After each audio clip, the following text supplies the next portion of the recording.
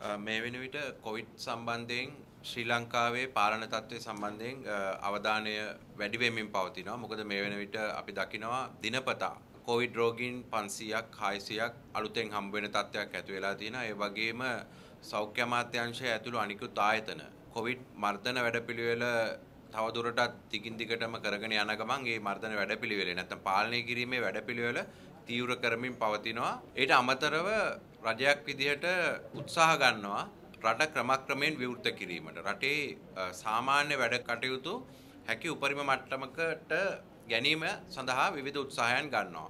අනිත් පැත්තෙන් ගත්තාම ආර්ථික කටයුතු රටේ ආර්ථිකය ඉදිරියට ගෙන යාම සඳහා විවිධ තීරණ ගනිමින් පවතිනවා. ඉතින් මෙවැනි සංකීර්ණ තත්වයක් රට තුළ මේ වෙන විට උදා වෙලා තියෙනවා. නමුත් මේ සංකීර්ණ තත්වය සියල්ල ළඳා පවතිලා තියෙනවා කොවිඩ් පාලනය කියන කාරණාව මත.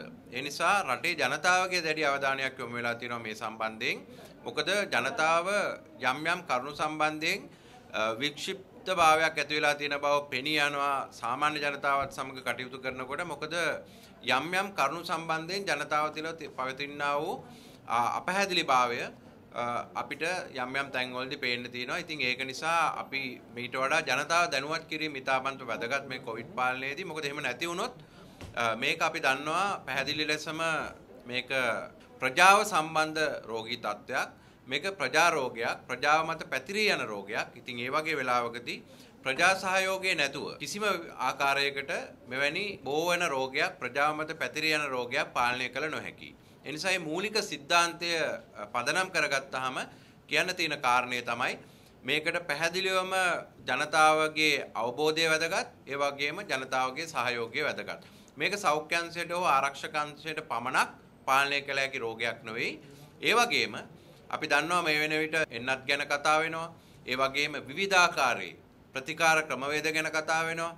මේ මොන ක්‍රමවේදය ගැන කතා කරත් මේ රෝගය පාලනය කිරීම සඳහා පැහැදිලිවම තව අවුරුද්දක එකහමාරක කාලයක් යන බව ලෝක සෞඛ්‍ය සංවිධානය පවා ප්‍රකාශ කරලා තියෙනවා. එන්නත් කීපයක් ගැන කතා වෙනවා. ඒ එන්නත් මේ වෙන විට සමහර රටවල් මගින් භාවිතා කිරීමට පටන් ගන්න තියෙනවා. ලෝක සෞඛ්‍ය සංවිධානය එක් එන්නතක් අනුමත කරලා තියෙනවා. නමුත් මේ කුමන තත්ත්වයේ වුණත් ශ්‍රී ලංකාව දෙස මේ සියල්ල ගොනු කළා හිතනකොට අපිට කියන්න තියෙන කාරණේ තමයි මේක අපි පැහැදිලිවම දැනට කරගෙන යන වැඩපිළිවෙල ක්‍රමවත්ව හරියාකාරයෙන් කරගෙන ගිහිල්ලා ජනතාව සහ රජය සෞඛ්‍ය අංශ කියන මේ අංශ තුනම සහයෝගයෙන් කටයුතු කළා විසඳිය යුතු රෝගයක්, පාලනය කළ යුතු රෝගයක්. එහෙම නැති වුණොත් මේට වඩා දරුණු තත්ත්වයකට රෝගය පැතිර යන්න ඉඩ තියෙනවා. මේ වෙන විට කොළඹ අපි දැක්ක රතු කලාපයක් වෙලා තියෙනවා. නැත්නම් අවදානම් සාගත කලාපයක් වෙලා තියෙනවා. නමුත් ක්‍රමක්‍රමයෙන් මුලින් මිනුවන්ගොඩ පොකුර ඇති වුණා. ඒක ආශ්‍රිතව ඊට පස්සේ අර මත්ස්‍ය වෙළඳපොළ, පෑලියගොඩ මත්ස්‍ය වෙළඳපොළ ආශ්‍රිතව පොකුරක් මතු වුණා. ඉතින් ඒ තුලින් ගිය පැතිරුණා වූ මේ ව්‍යාප්තිය ඒ පොකුරු වල ඉතා හොඳ පාලනයකට නතු කරගෙන තියෙනවා කාලයක් සමග. නමුත් ඒක කොළඹ ප්‍රදේශයට පැතිරෙන බව අපි දැක්කා. දැන් ක්‍රමක්‍රමයෙන් ප්‍රාදේශීය වශයෙන් රටේ අනිකුත් ප්‍රදේශවල රෝගීන් මතුවෙනවා. නමුත් අපි සඳහන් කළාක් මෙන්ම මෙහිදී අර ප්‍රදේශ වශයෙන් මේ අයිසොලේට් කරලා නැත්නම් ප්‍රදේශ වශයෙන් ඒ කලාප තුල සංචාරණ සීමා කරලා රෝගය පැතිර යාම වැළැක්වීමේ ක්‍රමවේදය අනුගමනය කරගෙන යනවා. ඒදී විවිධ ගැටලු මතුවෙනවා. ඒ ප්‍රදේශ වලට ආවේනික වූ ගැටලු මතුවෙනවා. ඒ රෝගය පැතිර යාම සම්බන්ධයෙන් තියෙන වෙනස්කම් නිසා ඇති වෙන ගැටලු මතුවලා තියෙනවා. ඉතින් මෙවැනි රාශියක් ප්‍රශ්න මැද තමයි මේක කරගෙන යන්නේ. ඒ නිසා ජනතා සහයෝගය සහ සෞඛ්‍ය අංශ සහ ආරක්ෂක අංශ කියන මේ සියලු දෙනාගේ සහසම්බන්ධතාවය කියන එක ඉතාමත් වැදගත් රෝගය පාලනය කිරීමේදී. ඊට අමතරව අපිට දැන් දකින්නට තියෙන කාරණයක් තමයි මේ ආර්ථික කටයුතු සහ සාමාන්‍ය ජන ජීවිතය යථා තත්ත්වයට පත් කිරීමට ගන්නා උත්සාහයන්. උදාහරණයක් වශයෙන් පාසල් විවෘත කිරීම ගැන දැන් කතා බහට ලක් වෙනවා. මොන ක්‍රමවේදයක් යටතේද පාසල් විවෘත කළ යුත්තේ? බස්නාහිර පළාත තුර පාසල් විවෘත කිරීම කල් දමලා අනිකුත් ප්‍රදේශවල පාසල් විවෘත කිරීම සුදුසුද කියන කාරණය මේ වෙන විට සාකච්ඡාවට භාජනය වෙනවා. නමුත් ඒ ඇස්සේ අපිට පේනවා අනිකුත් ප්‍රදේශවල යම් ස්ථානවල කොවිඩ් රෝගීන් අලුතෙන් හමු වෙන තත්ත්වයක්. ඉතින් මේක ඉතාමත්ම සංකීර්ණ තත්ත්වයක්. මේ නිසා සෞඛ්‍ය අංශවල ඒ විශේෂඥ උපදෙස් කියන එක ඉතාමත්ම වැදගත්. මොකද මේ කාරණය ඉස්සෙල්ලා කිව්වා වගේ මේක ප්‍රජා සෞඛ්‍ය ගැටලුවක්.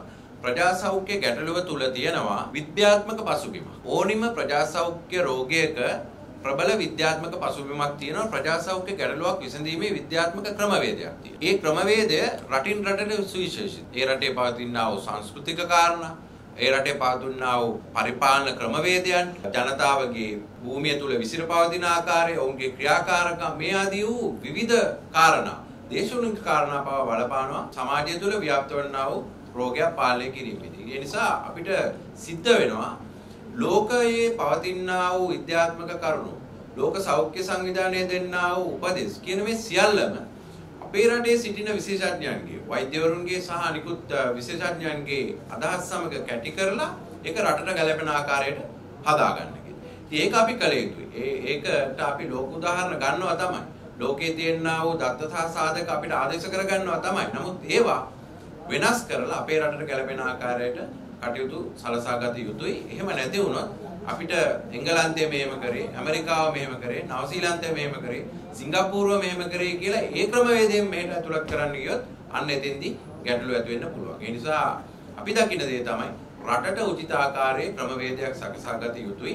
ඒක මේ වෙන විට අපි ක්‍රියාත්මක කරගෙන යනවා අපේ රටට ගැලපෙන ආකාරයකට. නමුත් යම් අඩුපාඩුකම් සහ දුර්වලතා මතුවෙන අවස්ථාවල් තියෙනවා. ඒ අවස්ථාවවලදී අපිට සිද්ධ වෙනවා වසංගත රෝගාංශය සහ සෞඛ්‍ය අමාත්‍යාංශය තුළ විශේෂඥ කමිටුව තුළ සාකච්ඡා කරලා ඒවට විසඳුම් දෙගෙන ඉදිරියට යන්න.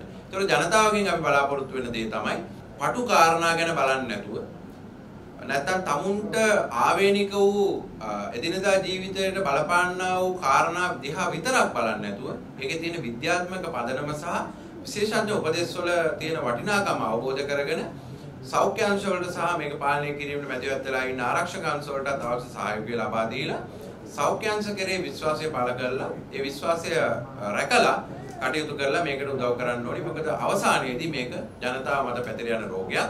වග කියන්න වෙන්නේ ජනතාවට තමුන්ගේ පවුලේ අය වෙන්න පුළුවන්, තමුන්ගේ අසල්වැසියන් වෙන්න පුළුවන්, නෑදෑයන් වෙන්න පුළුවන්, හිතමුතුරන් වෙන්න පුළුවන්. කොවිඩ් වෛරසයට ඒ කිසිදු වෙනසක් නැහැ. ඒ නිසා පුද්ගලයා මත වෛරසය රඳා පවතින්නේ නැහැ. වෛරසය පැතිර යාම සඳහා අවශ්‍ය කටයුතු තියෙනවා නම් ඒ වෛරසය පැතිර යනවා. ඒ නිසා අපිට මෙහිදී සෞඛ්‍ය පැත්තෙන් වගේම සමාජීය පැත්තෙනුත් මේක හිතලා, ආර්ථික පැත්තෙනුත් මේක හිතලා එක් කණ්ඩායමක් විදිහට වැඩ කළා මේක පාලනය කිරීම සඳහා අවශ්‍ය කටයුතු ඉදිරියට කරගෙන යා යුතුයි කියන එක තමයි රජයේ වෛද්‍යවරුන්ගේ සංගමය මතු කරන කාරණාව. එහිදී වෛද්‍යවරුන් වශයෙන් අපි කරන්නා වූ මේ කාර්යය ඉදිරියටත් ඒ ලෙසම කරගෙන යනවා. අපි ලබා දෙන්නා වූ දායකත්වය අපි ඒ විදිහටම ලබා දීගෙන යනවා. මේ වෙන විට වෛද්‍යවරුන් සෑහෙන ගණනක් මේ රෝගය වැළඳිලා සමහර අය සුව වෙලා තියෙනවා. සමහර අය මේ වෙන විටත් ප්‍රතිකාර මධ්‍යස්ථානවල රැඳිලා තියෙනවා. අපේ සෞඛ්‍ය කාර්ය මණ්ඩලය මේකට ගොදුරු වෙලා මේ වෙන විට ප්‍රතිකාර ලැබෙමින් පවතිනවා. ඉතින් සෞඛ්‍ය කාර්ය මණ්ඩලය සහ වෛද්‍යවරුන් කියන ප්‍රමාණය සීමිතයි. ඒ නිසා ඒක ගැන අවධානය අපි යොමු කරන්න ඕනේ. උන්ට අවශ්‍ය පහසුකම් සහ ඒ අවශ්‍ය PPEs ආරක්ෂක ඇඳුම් ආදී සියල්ල ලබා දිය යුතුයි. ඒ සම්බන්ධයෙන් අවධානය යොමු කළ යුතුයි. රජයේ වෛද්‍යවරුන්ගේ සංගමයේ විදිහට අපි යම් අවස්ථාවලදී මේ සම්බන්ධයෙන් ජනතාව දැනුවත් කරනවා. ඒ දැනුවත් කිරීම වලදී සමහර වෙලාවට අපි විවේචනාත්මක අදහස් ප්‍රකාශ කරනවා. සමහර අවස්ථාවලදී අගය කිරීම වෙනවා. හරි දේ වෙනකොට හරි දේ වෙන බවත්, වැරදි දේ වෙනකොට වැරදි දේ වෙන බවත් කියන රජයේ වෛද්‍යවරුන්ගේ සංගමයේ කවදාවත් පැකිලලා නැහැ. ඒ සෑම කාරණයකදීම අපේ මූලිකත්වය ලබා දීලා තියෙන්නේ ජනතාවගේ සෞඛ්‍ය ආරක්ෂා කිරීම.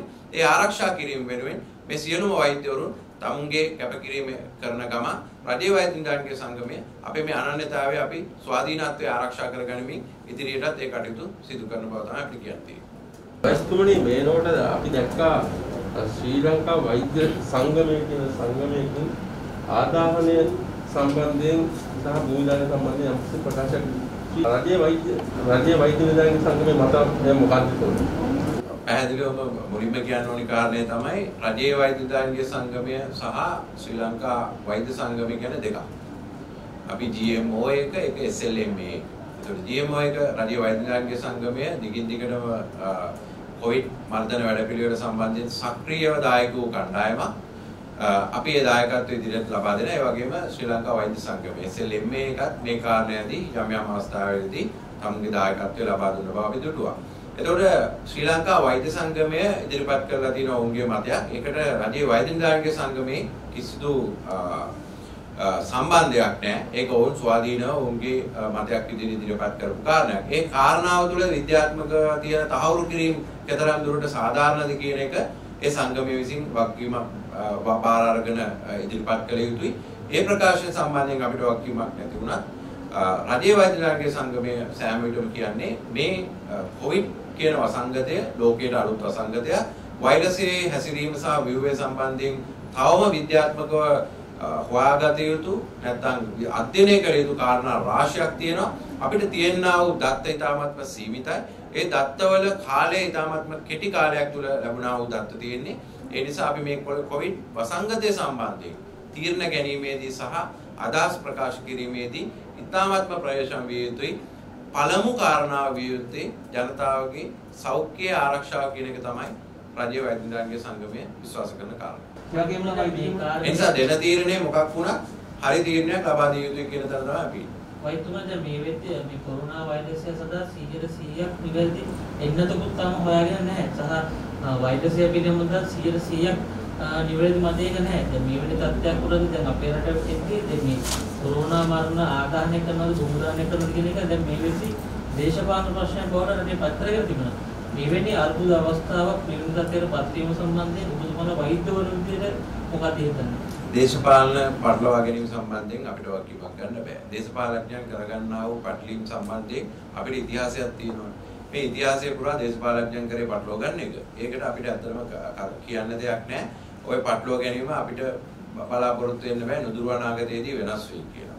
ඒක දේශපාලඥයන් සතු කාරණයක්. ඒ කෙසේ වෙතත් වෛද්‍යවරුන් වශයෙන් අපිට කියන්න තියෙන්නේ තාක්ෂණික කාරණා මත පදනම් වෙලා ගන්නා වූ තීරණ වලට තමයි රජයේ වෛද්‍ය නිලධාරීන්ගේ සංගමයේ වශයෙන් අපිට අදහසක් පළ කරන්න පුළුවන් වෙන්නේ. ඒ නිසා තාක්ෂණික තීරණයක් විද්‍යාත්මක කරුණු මත පදනම් වෙලා ගන්නා වූ තීරණයක් සම්බන්ධයෙන් අපිට නිල වශයෙන් අදහසක් ප්‍රකාශ කර දෙයක්. ඒ නේ එහෙම නැතුව දේශපාලඥයන් විසින් කියන කාරණා සහ ඒක දේශපාලනීය කරණීය කර ගැනීම සම්බන්ධයෙන් අපිට කනගාටුව තමයි ප්‍රකාශ කරන්නේ. ඒ වගේම වෛද්‍යතුමනි දැන් මේ යුක්‍රේනයේ සංචාරකයන් ගෙන්වීමේදී විශාල ගැටලුවක් ඇති වෙලා තියෙනවා. විශේෂයෙන්ම යාල ප්‍රදේශයේ ඒ ගියපු ජීප් රථවල රියදුරන් නිරෝධායනයට ලක් කරලා තියෙනවා. ඒ වගේම අද දිනේ යුක්‍රේන සංචාරක සීගිරි සහ පොළොන්නරුව යන්න තිබිච්ච සංචාරයත් අවලංගු කරලා තියෙනවා. මෙවන් තත්ත්වයක් තුළ රජයේ වෛද්‍ය නිලධාරීන්ගේ සංගමය දකින්න විදිහට මේ සංචාරකයන් ගෙන්වීම සුදුසුයිද? මේක මෙහෙමද දැන් මේ කාරණේදී පැහැදිලිව දැනගත යුතු කාරණේ තමයි මේක අමතක කරන සහ පැහැදිලිව දැනගත යුතු කාරණේ තමයි මේක සෞඛ්‍ය ඒ කියන්නේ ප්‍රජා සෞඛ්‍ය සම්බන්ධ ප්‍රශ්නයක්. ඒතකොට මේකෙදි නිලලත් කණ්ඩායමක් ඉන්නවා අවශ්‍ය කරන්නා වූ තාක්ෂණික උපදෙස් ලබා දෙන්න. ඒක තමයි සෞඛ්‍ය අමාත්‍යාංශයේ සතුව ඉන්නව වසංගත රෝගාංශය. ඒක තමයි නිලලත් අංශය වසංගත රෝගය පාලනය කරන්න මොන වගේ දේවල්ද ඒ අවස්ථාවේදී කළ යුත්තේ කියලා. ඒ වගේම ඒ අවශ්‍ය වන්නා වූ නිල විධාන ලබා දීම සෞඛ්‍ය සේවා අධ්‍යක්ෂ ජනරාල්තුමා සතු වගකීමක්. ඉතින් ඒ වගකීම් සහ ඒ උපදෙස් පිළිපැදීම අනිවාර්යයෙන්ම මොන සංචාරකයෝ ගෙනාවත් කරන්න ඕනේ. මොන දේ රට තුල මේ වෙලාවේ ක්‍රියාත්මක කරන්න ගියත් කරන්න ඕනේ. ඉතින් ඒක වගකීමෙන් යුතුව ක්‍රියාත්මක කිරීම ඒ දේවල් කරන අයගේ වගකීමක් වගේම ඒ කරන්නා වූ දේවල් සම්බන්ධයෙන් හරියට කෙරෙනවද නැද්ද කියන එක අධ්‍යයනය කිරීමත් නැත්නම් අධීක්ෂණය කිරීමත් සෞඛ්‍ය අමාත්‍යාංශයේ සතු වගකීමක්. ඉතින් ඔය දෙක හරියට උන් නැත්නම් මේ කොරෝනා රෝගය නැවත රට තුල පැතිරීම ඇති වෙන්න පුළුවන්. ඒ නිසා අපි වගකීමෙන් ඉල්ලා සිටිනවා මේ මනා සම්බන්ධතාවය අනුගමනය කරන්න ඕනි. යුක්‍රේනයෙන් නෙමෙයි මොන රටින් මේ සංචාරකයන් ගෙන්නුවත් මේ රටේ පවතිනා වූ සෞඛ්‍ය උපදෙස් සහ ඒ රෙගුලාසිය අනුව කටයුතු කළ යුතුයි. ඒකට අනුගත යුතුයි. එහෙම නැතුව වෙන රටකින් ආවයි කියලා දිහිල්භාවයක් අනුගමනය කිරීමට ඒවා පිටතින් කටයුතු කිරීමට කිසිදු ලෙසකින් බලයක් ලබා දීලා නැහැ. ඒ වගේම වෛද්‍යතුමනි දැන් මේ පැමිණි පිරිස පළවෙනි PCR පරීක්ෂණයට ලක් වෙලා දෙවෙනි PCR පරීක්ෂණයට ලක් වීමට පෙර තමයි යාල සහ මේ මිරිස් ප්‍රදේශවල විවිධ ප්‍රදේශවල සංචාරය කරන්නේ. ඒකට ඒ හරහා මේක අවදානමක් ඇති වෙලා තිබෙනව නේද? නෑ දැන් ඕකට ප්‍රධාන හේතුව තමයි සෞඛ්‍යාංශ දුන්න උපදෙස් ඇතිනේ. සෞඛ්‍යාංශ ලබා දීලා ඇති උපදෙස්. කොහොමද පිටරටින් ආපු සංචාරකයන් මොන වගේ ක්‍රමවේදයක් යටතේද සමාජගත කළ යුත්තේ? අපි දන්න විදිහට ඔවුන්ව සාමාන්‍ය ජනතාව සමග සම්බන්ධතා ඇතිවීමට ලබා දිය නොහැකි කියන උපදෙස් පවා ලබා දීලා තියෙනවා. ඒ වගේම PCR එක පරීක්ෂණයකින්ද එළියට දාන්න පුළුවන් නැත්නම් තව පරීක්ෂණයක් කරලාද ඕන්න මුදාහරින්න පුළුවන්. ඒ මුදාහැරිය යුත්තේ මොන වගේ පසුබිම් යටතේද කියන සියලු උපදෙස් ලබා දීලා තියෙනවා. ඒ නිසා පැහැදිලිවම සෞඛ්‍ය සේවා අධ්‍යක්ෂ ජෙනරාල්තුමා මේ සම්බන්ධයෙන් සොයා බලන්න ඕනි. කොතනක හෝ මේ කියන්නා වූ උපදෙස් කැඩුනද කියන එක සහ වසංගත රෝගාංශය මේ සම්බන්ධයෙන් නැවත පසු විමර්ශනයක් කරලා බලන්න ඕනි. ඔවුන් ලබා දුන්නා වූ උපදෙස් පිළිපැදලා නම් ඒ උපදෙස් තවදුරටත් වෙනස් කළ යුතුද මේ ඇති වෙලා තියෙන නව තත්ත්වයේ යටතේ කියන එක. ඒ නිසා ඒ කාරණා සම්බන්ධයෙන් දැඩි අවධානයක් යොමු කරන්න ඕන කියන එක තමයි අපි පැහැදිලිව ඉල්ලා සිටින කාරණය. ඒක වෙද්දෝනේ අපි දැක්කා මේ සංචාරකයන් මුව ආවරණ නොකළඳ ගමන් කරනවා. දැන් මේ අපි ලංකාවේ නීතිය තමයි මුව ආවරණ පැනදිය යුතුයි කියන උපදෙස්. දැන් එතකොට මේ සංචාරකයන් විතරක් වෙනම නීතියක්. මේ රටේ නීති දෙක තුනක් තියෙන්න බෑ. විශේෂයෙන්ම සෞඛ්‍ය රෝග සම්බන්ධයෙන් සෞඛ්‍ය ජනතාවගේ සෞඛ්‍ය සම්බන්ධයෙන් ගත්තාම මෙවැනි ආකාරයෙන් ශීඝ්‍රයෙන් පැතිර යන තවමත් ප්‍රශ්නකාරී මට්ටමක තියෙන රෝගයක් සම්බන්ධයෙන් එක්කෙනෙකුට එක නීතියකුත් තව එක්කෙනෙකුට තව නීතියකුත් තියෙන්න බෑ. ඒක රජයේ නිලධාරීන්ට වගේම සාමාන්‍ය ජනතාවට වගේම සංචාරකයන්ටත් අදාළයි. ඒ නිසා සෞඛ්‍ය අංශය විසින් උපදෙස් දීලා තියෙනවා නම් කොයි වගේ තැන්වලද අපි මුඛාවරණ පැළඳිය යුත්තේ, මොන වගේ තැන්වලද අපි අත්සෝදා පිරිසිදු යුත්තේ, මොන වගේ තැන්වලද අපි නියමිත දුර තබාගත යුත්තේ, ඒ දීලා තියෙන උපදෙස් පිළිපැදීම සහ ඒ පිළිපදින බවට වගකීම කියන කාරණා සියල්ල ඉටු විය යුතුයි. ඒ නිසා සංචාරකයන්ට සුවිශේෂ වූ සැලකිල්ලක් දක්වන්න බෑ සෞඛ්‍ය සම්බන්ධයෙන්, විශේෂයෙන්ම කොවිඩ් රෝගය සම්බන්ධයෙන් අදාළ කාරණාවල. ඒකට දැන් අපි දැක්කා උද්‍යන්ත විරුතුංග මහත්මයාත් ඉන්නවා මේ සංචාරකින් ගෙනීමේ ප්‍රධාන නියම වෙලා ඉන්නේ එතුමා අපි දැක්කා එතුමත් මුවාවරණයක්වත් පළදින්න නැතුව මේ සංචාරකයන් සමග සමුග සාකච්ඡා පවත්වනවා. අපි දැක්කා ඒකේ එක පුද්ගලයේ කාන්තාවක් අනිවාර්යයෙන්ම නිරෝධාට යැවිය යුතුයි. ඒත් සමග සමුග සාකච්ඡාවක් ඉන්නවා. දැන් ඒතකොට මේ උද්‍යන්ත විරුතුංග යවන්න ඕනේ නැද්ද මේ නිරෝධායට? එහෙනම් දැන් උද්‍යංග විරුතුංගද කවුද කියන එක නෙමෙයි අදාළ කාරණාව. කවුරු වුණත් සමාජයේ රෝගයේ පැතිරෙීමේ අවදානම ඉන්නවනම් ඒ පුද්ගලයා අනිවාර්යයෙන්ම නිරෝධානය කරනවා. ඒක තමයි රටේ නිරෝධායන නීතිය. ඒ නිසා උද්‍යංග විරතුංගට හෝ වෙනත් පුද්ගලයෙකුට කාට වුණත් රටේ තියෙනා වූ නිරෝධායන ක්‍රමවේදේ අනුගමනය කළ යුතුයි කියන එක ගැන තර්කයක් නැහැ. ඒ වගේම වෛද්‍යතුමනි මේ කොරෝනා මර්ධන කාර්යසාධක බලකායේ ප්‍රධාන ශවේන්ද්‍ර සිල්වා මහත්මයාගේ ඡායාරූපයක් සමාජ ජාලාවල මේ ව්‍යාප්ත වෙනවා. මේ එතුමත් මේ නිරෝධායන නීතිය ආරක්ෂා කරන ආකාරයෙන් දකින්න ලැබෙන්නේ නැහැ. මෙවැනි පූර්වාදර්ශ මේ වගේ මොහොතක සුදුසුයි. නැවත දෙන්න තියෙන අර උත්තරේ තමයි. ඒක කාට වුණත් නිරෝධායන ක්‍රමවේද මේ පොදුයි, සෞඛ්‍ය උපදෙස් හැමෝටම පොදුයි. සමාජ දාලාවල සංචරණය වෙන කාරණා සම්බන්ධයෙන් අදහස් පළ කිරීම මම හිතන්නේ සුදුසු නෑ. මොකද ඒවා නිලභාවය සහ සත්‍යතාවය සම්බන්ධයෙන් ගැටලු තියෙනවා. නමුත් කෙටියෙන් කියන්න තියෙන්නේ සියලු දෙනාටම රටේ නිරෝධායන ක්‍රියාවලිය පොදු නිසා සෞඛ්‍ය උපදෙස් පිළිපැදීම සම්බන්ධයෙන් කිසිදු වෙනසක් තියෙන්න බෑ. අවසාන වශයෙන් වෛද්‍යතුමනි පසුගිය කාලේ පුරාවටම කතා බහක් ලක්ුණේ සමාජයේ ව්‍යාප්ත වෙලාද නැද්ද කියලා. දැන් කොරෝනා සමාජයේ ව්‍යාප්ත වෙලාද නැද්ද? දැන් ඔතනදී කාරණා දෙකක් තියෙනවා මේ සමාජයේ ව්‍යාප්ත වෙලා. කමියුනිටි ස්ප්‍රෙඩ් කියන එක සම්බන්ධයෙන් විද්‍යාත්මකව කියන හැඳින්වීම සහ සාමාන්‍ය ජන භාවිතයේ තියෙන හැඳින්වීම අතර පොඩි වෙනසක් තියෙනවා. ඒ තමයි විද්‍යාත්මකව කියන්නේ සමාජගත වෙලා කියන එකේ විද්‍යාත්මක පැහැදිලි කිරීම සරලව කිව්වොත් අපිට සමාජයෙන් යම්කිසි කොරෝනා ආසාදිතයන් හම්බ වෙනවා නම් ඔහුට වැළඳුනේ කාගෙන්ද කියන එක පෙන්න ගන්න බැරුව. අහඹු ලෙස පුද්ගලයන් හම්බ වෙනවා නම් ඒ හම්බ වෙන රෝගයේ තියෙන පුද්ගලයා කාගෙන්ද බෝවුනේ කියලා හොයාගන්න බැරි නම් ඒ කියන්නේ පාලනයකින් තොරව අපිට රෝගීන් හම්බ වෙනවා නම් අන්න ඒක තමයි සමාජගත වීම කියන විද්‍යාත්මක අර්ථ දැක්වීම. සමාජය තුළ සාමාන්‍ය ජනවහරේ භාවිතා වෙන එක තමයි ගොඩක් හැමදැනින්ම හම්බ වෙනවා නම් ඒක සමාජගත වෙලා කියන මතය. ඉතින් ඇත්තටම විද්‍යාත්මක කාරණේ තමයි අරක දැනට සෞඛ්‍ය අමාත්‍යාංශය සහ වසංගත රෝගාංශ වලින් දෙන දත්ත අනුව පේන්න තියෙන කාරණේ තමයි දැනට හම්බ වෙන සියලුම රෝගී කොහෙන්ද හම්බුනේ ඒ කියන්නේ බෝවුනේ උන්ට කියන ඒ සම්බන්ධතාවය හොයාගෙන තියෙනවා. ඒ නිසා අපිට ඒ කාරණාව පදනම් කරගෙන විද්‍යාත්මකව කියන්නා වූ සමාජගත වීම ඇති වෙලයි කියන අර්ථ දැක්වීම තාම දෙන්න අමාරුයි. නමුත් වෛද්‍යතුමනි මේ කාරණා සොයාගන්න අපේ රටේ බුද්ධාංශවල තියෙන දක්ෂතාවය නිසා මෙහෙම දිගින් දිගට යනකොට දවසට 500ක් වගේ හම්බ වෙනකොට කොහොමත් ඒ ආශ්‍රිතයෝ ටික කන්ටැක්ට්ස් ටික හොයාගන්න පුළුවන්. ඒකට හැමදාම මේක සම්බන්ධගත වෙලා නැහැ කියලා ඉන්න පදන මේකකට අපි කටයුතු කරොත් නිවැරදිද?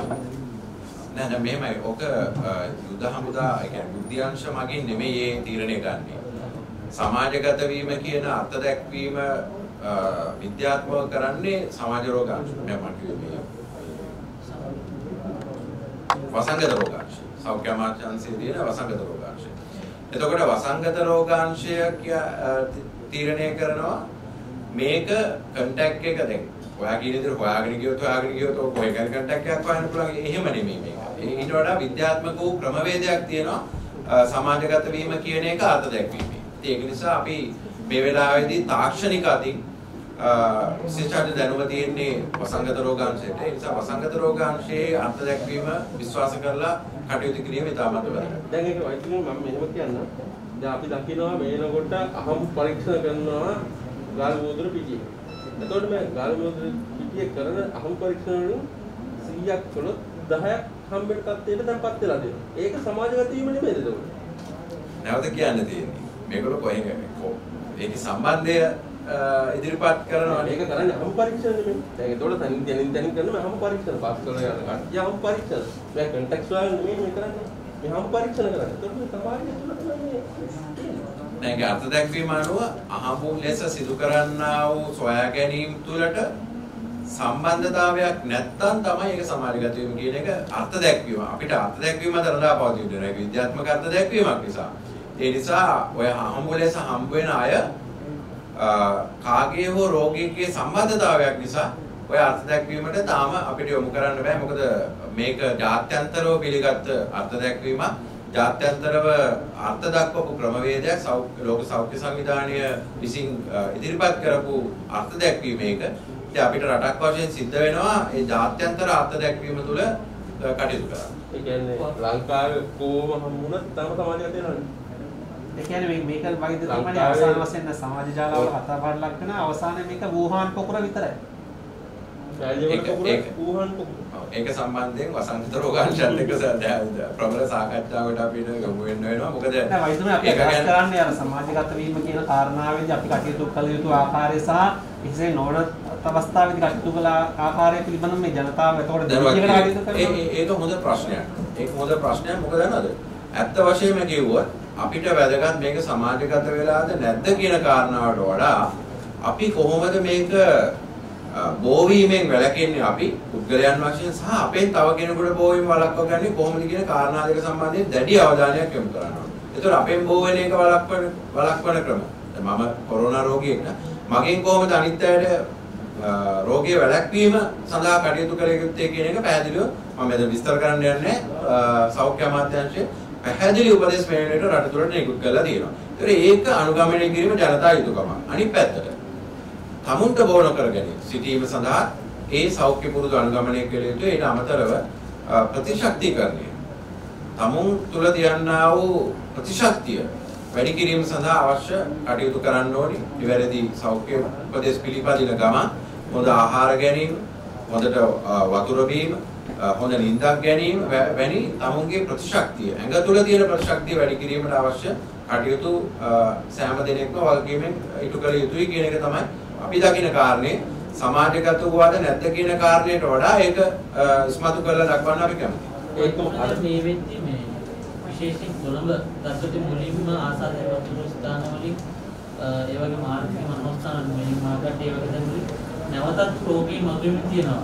මේකදී අපිට දැකින කාරණේ තමයි විශේෂයෙන් ඒවා වැඩ කරන අපේ සේවක මහතුන්ගේ තියෙන මේ සෞඛ්‍ය පුරුදු වල මධිකම ඔවුන්ගේ වගවීම මධිකම ඉඳලා මේ තත්ත්වය මුදා දෙන්නේ. විශේෂයෙන් මේ ජනතාවගේ වගවීම සම්බන්ධයෙන් යම් පැහැදිලි කිරීමක් කළොත් දැන් ජනතාව දැන් මේක අර මම ඉස්සෙල්ලා කිව්වා වගේ මේක ප්‍රජා සෞඛ්‍ය සම්බන්ධ ප්‍රශ්නයක්. කියන්නේ මේක ප්‍රජාවේ ප්‍රශ්නයක්. ප්‍රජාවේ ප්‍රශ්නයක් කිසිදු ලෙසකින් පාලනය කිරීමට හැකියාවක් නැහැ ප්‍රජාවේ සහයෝගය නැතුව. ඒක ප්‍රජාව කියන්නේ මහ ජනතාව.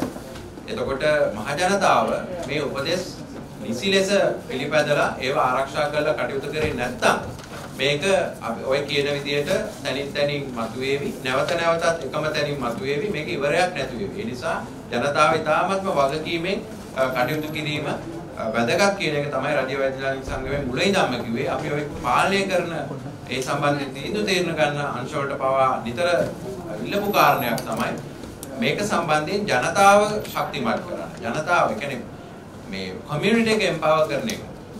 සමාජය මේ සම්බන්ධයෙන් දැනුවත් කරලා ඔවුන්ගේ දායකත්වය මේ සඳහා ලබා ගන්න එක ඉතාමත්ම වැදගත් කාරණයක්.